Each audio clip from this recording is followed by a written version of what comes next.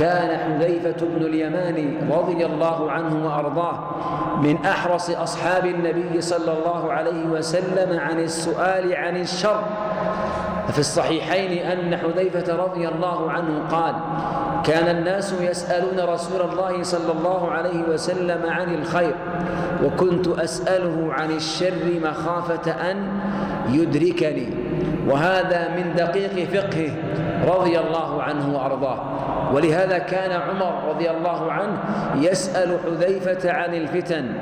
لما سأله عن الفتن قال: فتنة الرجل في أهله وماله تكفرها الصلاة والصوم. قال: ليس ذلك، ليس عن هذا أسألك، ولكن أسألك عن الفتنة التي تموج موج البحر. قال: إن بينك وبينها بابا. قال عمر: أيكسر الباب أم يفتح؟ قال: بل يكسر. وكان الباب عمر رضي الله عنه. فقيل لحذيفة رضي الله عنه: أكان يا عمر يعلم أنه الباب؟ قال: نعم، كما أن دون الليلة غدا، يعني أن عمر أدرك أنه هو الباب. وفعلا في مقتل الفاروق رضي الله عنه فتح على المسلمين باب عظيم من الفتن، ولله سبحانه وتعالى الحكمة البالغة.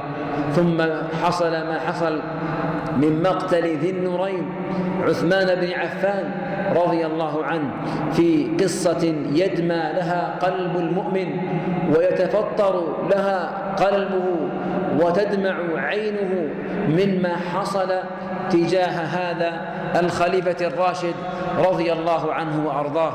وما حصل من مقتل شنيع لعلي بن أبي طالب رضي الله عنه يقتله الخارجي ابن ملجم ثم يغتبط بقتله، وهكذا الخوارج في كل زمان ومكان.